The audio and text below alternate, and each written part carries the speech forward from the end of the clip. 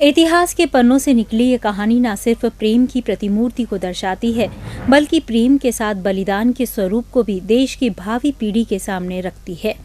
सलुम्बर की रानी हाड़ी रानी द्वारा अपने पति को फर्ज याद दिलाने के लिए दिया गया बलिदान न सिर्फ प्रेम की निशानी बल्कि इतिहास का सबसे बड़ा बलिदान भी है। आइए आपको भी रूबरू करवाते हैं प्रेम, त्याग और बलिदान के इस गौरवशाली इतिहास से। बात 16वीं शताब्दी की है, जब किशनगढ़ का राजा मानसिंह को बनाया गया। ऐसे में औरंगजेब ने किशनगढ़ के राजा मानसिंह को संदेश भेज राजकुमारी चारुमती से विवाह की इच्छा जता दी। औरंगजेब चारुमती से विवाह करने पहुंचता उसके पहले ही चारुमती ने उदयपुर के राजा राज सिंह को एक पत्र लिखा। संदेशवाहक जब महाराजा राज सिंह के पास पत्र लेकर पहुंचा तो राज सिंह का दरबार सजा हुआ था। दरबार के बीच ही जब महाराजा राज सिंह ने पत्र को पढ़ा तो वे सकते में आ गए। दरअसल राजकुमारी चारुमती ने पत्र में अपनी रक्षा की मांग की और कहा कि वे तन और मन से उन्हें अपना पति मान चुकी है। ऐसे में अब उनकी ये जिम्मेदारी है कि औरंगजेब से उसकी रक्षा करे।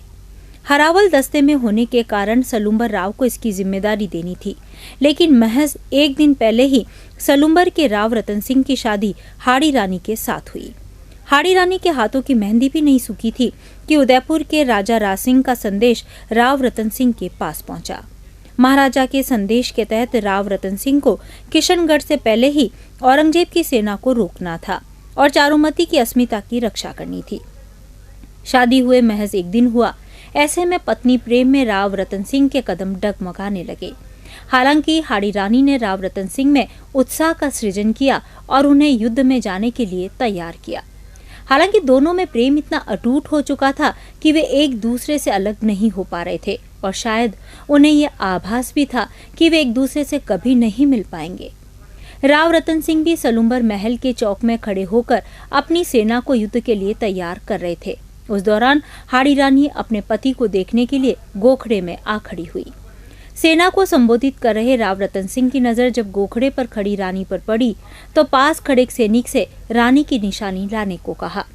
जब सैनिक रानी के पास निशानी लेने पहुंचा तो रानी को लगा कि राव रतन सिंह उनके प्रेम मोह से छूट नहीं पा रहे हैं। ऐसे में हाड़ी रानी अपने हाथ से ही अपना शीश काट सैनिक से साथ भिजवा दिया और राव रतन सिंह को अपना कर्तव्य याद दिलाते हुए राजकुमारी चारुमती को बचाने का संदेश दिया।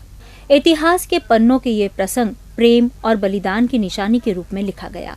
इतिहास भी मानते हैं कि प्रेम का ऐसा स्वरूप अब देखने को नहीं मिलता और प्रेम के नाम पर काम, वासना और स्वार्थ सिद्धि की और युवाओं का ध्यान बढ़ा है।